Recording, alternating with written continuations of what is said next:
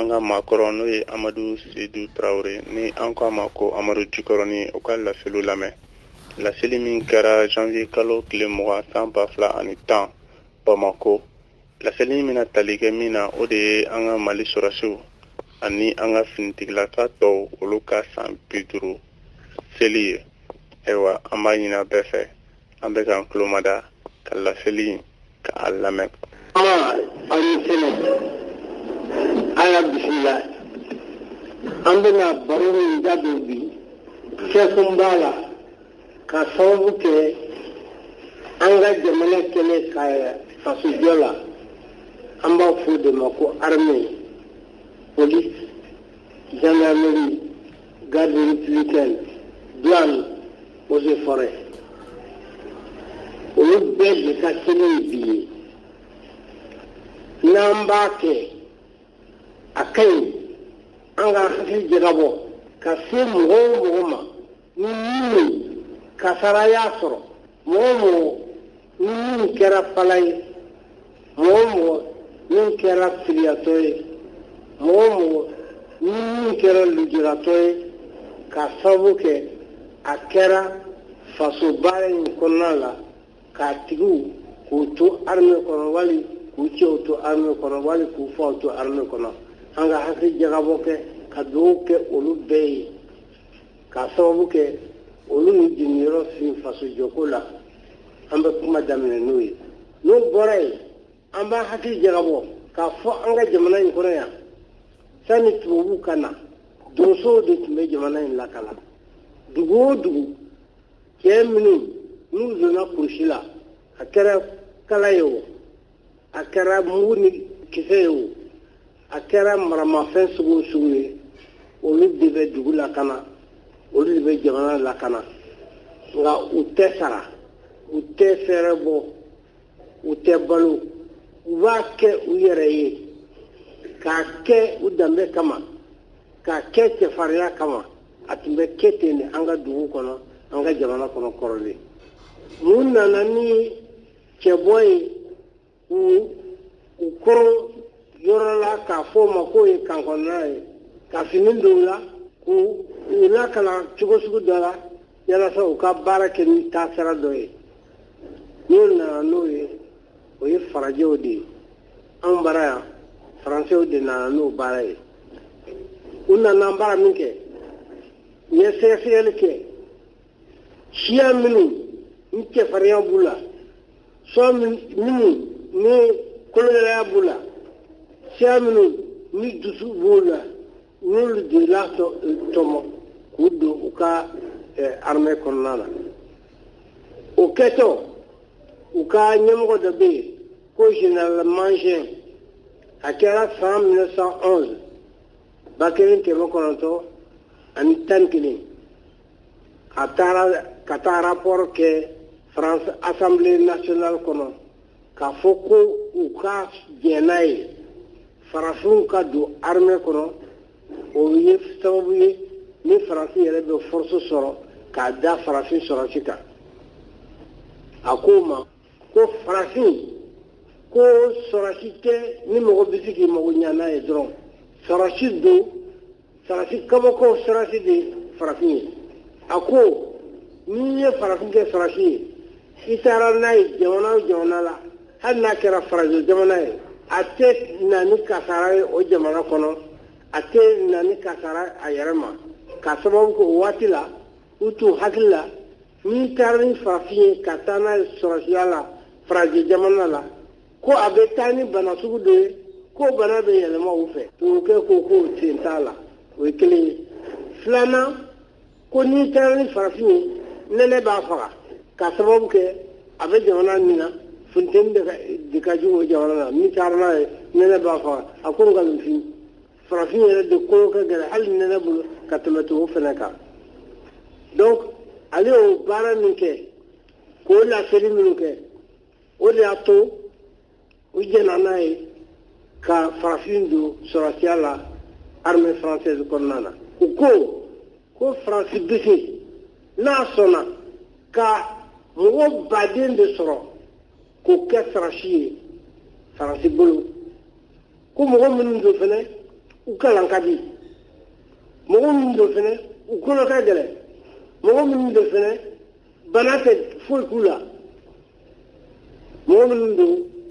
ni i taara n'u ye yɔrɔ yɔrɔ la a kɛra funteni a kɛra nɛnɛ a kɛra fiɲɛ a kɛra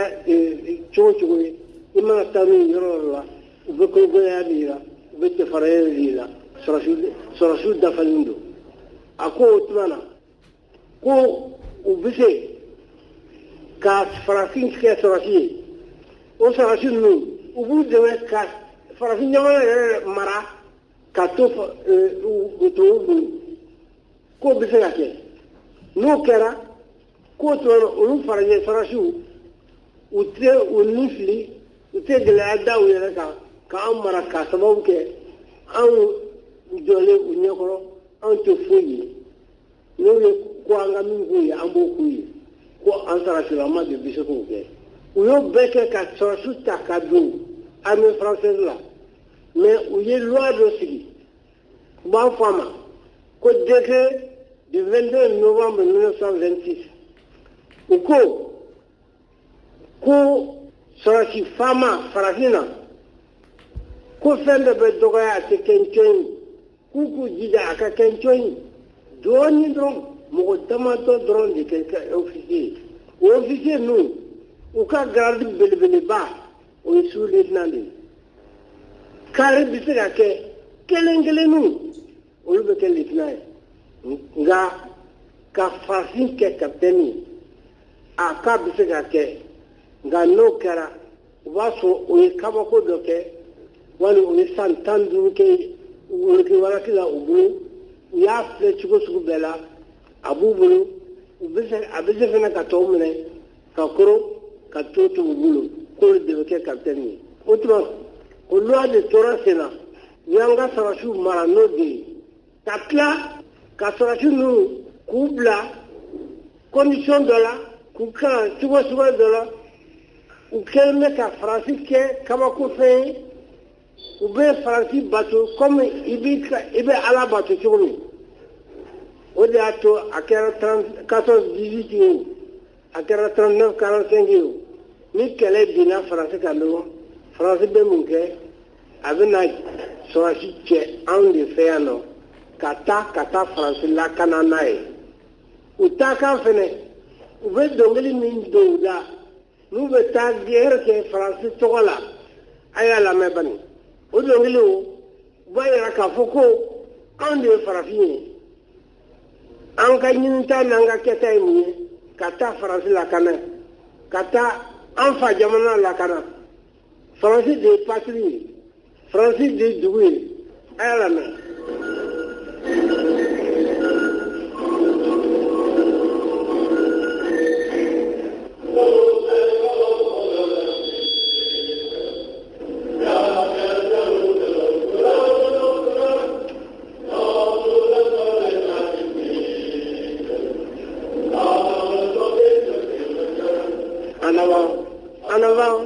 En avant, c'est nous les Africains, venons de loin, la patrie, foyer, avons au cœur,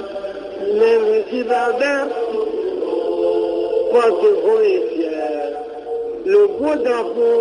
de la France entière. Venez à y toucher. Nous serions là pour mourir à ses pieds.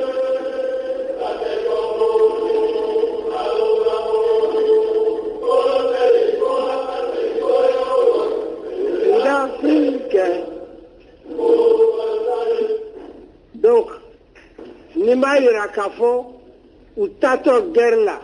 Français Lacanella, ou vous l'ami, ou Hakil l'ami, iko mɔgɔ bɛ lamɛn diɲɛ la cogo min donc n'u taara kɛlɛyɔrɔ la muguda la u bɛ fɛn kɛ fɛn min ye kabako ye 14-18 la n'u bɛ taa kɛlɛyɔrɔ la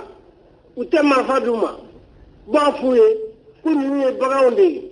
u tɛ se ka marifa u tɛ se ka kɛlɛ kɛ n'a ye a bɛ bese de d'u ma k'u ɲɛsin alimaw ma alimaw k'a fɔ alimaw fana ye mɔgɔ minnu ɲɛsinnen b'a ma tan fimanba ninnu mɔgɔ duun de don n'u y'aw sɔrɔ u tɛ mugu ci a la dɛ u b'aw kan tigɛ k'aw sogo dun donc sɔrɔsi minnu ye guerre kɛ 14-18 la a commandement premier qui est coupe la main en avant coupe la main donc o kɔfɛ de u nana a sɔn a ma ka marifa di an ka mɔgɔw ma pendant la guerre 39-45 n'o tɛ u ko ko nos soldats k'u bɛ se ka baara kɛ ni les armes blanches flèches coupe lance etc. donc o bɔ de kɔfɛ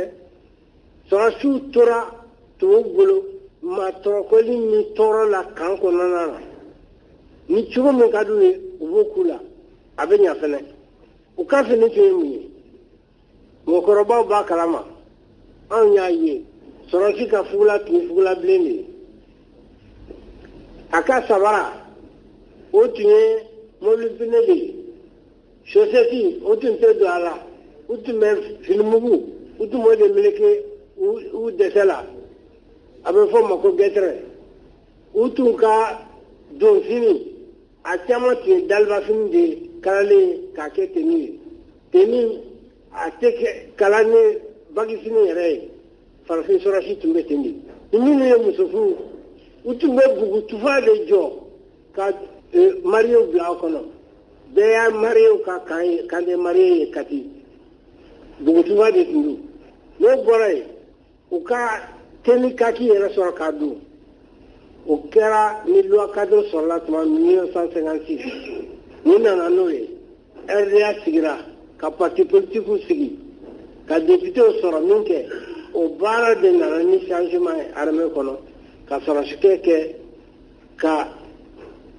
sesa fugula bilen bɔ a kunna ka kalo d'a ma ka casquette d'a ma ka soulier d'a ma cɛganaw k'olu don bâtiment kɔnɔ min jɔlen bɛ ni parfum ye mariyew ka sɔrɔ ka so d'u ma min ni bugutuma tɛ kelen ye o changement kɛra 1956 de donc o bɛɛ de kɔfɛ sa a nana ye k'a fɔ cogo wɛrɛ t'a la tant que sɔrɔsikɛ a bɛ faransi de bolo danbe t'a la bonya t'a kan a tɛ avancer o de y'a to k'a to faransi de bɛ an ka jamana kɔnɔ u ye san 70 de kɛ yan nɔ armée française kɔnɔ avion bolilama sɔrɔ armée la char bolilama sɔrɔ armée la ni armée fɛn o fɛn n'a y'a sɔrɔ n'o o de dilanna ka ɲa farafin sɔrɔsi tɛgɛ tɛ da o kan i bɛ se ka kɛ kisedila ye tubabukɛ ma ale de bɛ mugu ci mais e yɛrɛ a tɛ d'e ma e ka mugu ci n'a ye donc o de y'a to an ye yɛrɛmahɔrɔnya sɔrɔ 22 septembre tile 10 ɲɔgɔn o kɔfɛ san 1960 1er octobre an ye an fɛnɛ ka sɔrɔsi kulu an y'u sigi sɔrɔsi kulu sigili an ka jamana kɔnɔ a sigira san 1960 octobre kalo tile fɔlɔ o don na cɛ dɔ de tun bilala armée kunna a tun tɔgɔ ye ko capitaine Seku Traoré o capitaine Seku Traoré a ko o date 1er octobre k'a ka kan ka to maliyɛn bɛɛ kɔnɔ ka sababu kɛ a don